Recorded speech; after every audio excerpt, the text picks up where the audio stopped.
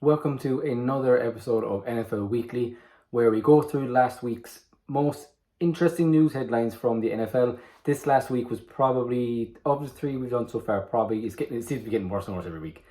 But we're going to start off with the fact that Netflix have reportedly bought a Jerry Jones, the owner of the Dallas Cowboys, documentary series that has apparently 10 episodes, and it cost them a reported $50 million to get it. And they were apparently in a bidding war with the likes of ESPN, Amazon, who were apparently interested early on, but like the driving up the $50 million is a lot. Now, I kind of wrote down a few bits about Jerry Jones, just in case you don't know anything more than the fact he's the owner of Dallas Cowboys, and the fact that he is probably the most known, I guess, NFL owner in the world, NFL is in America, but you know what I mean. He bought the Dallas Cowboys back in 1989 for $140 million, which apparently is worth nearly $300 million today's money. You know the way inflation, stock, and all that kind of stuff, all this accounting math stuff that goes into it. But now the Cowboys are worth around over $7.5 billion. So quite a good investment for him. America's team and all that has 3 Super Bowls back in the 90s. Obviously, they were a team of the 90s in the NFL. He's the owner, the president, and the general manager. So that's where you get the Jerry Jones on the yacht. Making his draft picks. That's part of this. So yeah, that's probably the most interesting headline from this week, was the fact that we're going to get a Jerry Jones documentary, which would be very interesting considering I thought he owned a lot more, but I think he made his money pretty much in the oil business after he got a loan when he was younger of $1 million or something, apparently wasted on some pizza company and then ended up coming back up. So it's going to be an interesting story anyway. And the fact he owns America's team, the most influential team in the NFL at the moment, always actually is Dallas Cowboys, America's team and all that. So that's that. Next is Corey Dillon, former Bengals and Patriots running back, is apparently pissed with, I went so long without cursing, but that's the first one, unhappy with the Ring of Honor selections in the Bengals, Cincinnati Bengals organization. He apparently blames I think he said the voters, but like the fan voters, like not the team execs and the people who are involved in the actual organization itself, but the season ticket holders and the suite holders all have votes in who gets into the Ring of Honor.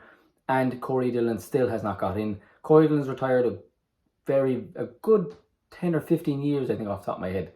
Retired as a Patriot, but still, when you look at the stats he's had he's not in our Ring of Honor, I'm pretty sure anyway. He only had 1 Super Bowl with us and was only there for 3, maybe 4 years with New England. But he has the most rushing yards in Bengals history with, I think, just over 8,000 yards, I think. And had out of 6 out of 7 years he was with the Bengals, he had over 1,000 yards. So like he is the most prolific running back in Bengals history. And the fact he doesn't get in is a bit ridiculous. He won a Super Bowl with us in 2004. I think it was the first year when he got traded to us he was disgruntled, and he was like, I think I've mentioned it before on this channel when I was talking about Randy Moss and like the fact that Patriots got fellas who were maybe a bit on the more dramatic side, or like they're hard to manage, but by reports from teams.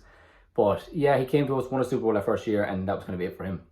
But still, was one of our best backs we've ever had overall talent wise. He had, I think, the 3 years he had only 1,000 yard season, but with injuries and stuff. And other players we had there coming in, he came in when Kevin Falk was still there and stuff like that. Most memorable guys people probably remember from my childhood was how much of a bruiser he was in NFL Street, the old PS1 and PS2 game, which I wish was still coming out. But I guess that's what you remember. He was so much fun to play with on that. But he's on the Patriots that time, and I think the second one he's on the Patriots. I think the first NFL Street he was still on the Bengals, but so much fun to play with. And that's we need, with along with NCAA 14, NCAA 23 or 24 now coming out. We need an NFL Street again, or the NBA Street and FIFA Street. It was just, they tried to do FIFA Street a couple of years ago, but it was a complete waste of time. On to good news. Saints tight end Foster Moreau he came out and said he's in full cancer remission. Really good news. Nice to have some good news coming out after he only announced the diagnosis about 3 months ago. So that's really nice to hear. We have all these arrests and suspensions going on. It's nice to get some good news, and congratulations, and hopefully going forward no more issues for Foster Moreau and his family. Next we have Josh Allen. Again, I think the first week we brought up the fact that Stephon Diggs was disgruntled and not happy with the Bengals, didn't show up to minicamp the first day. Josh Allen came out and said that it was overblown, and he has reported since, and like training camp doesn't start at the end of July, so that'll be another time to do a big indicator to see what their situation is.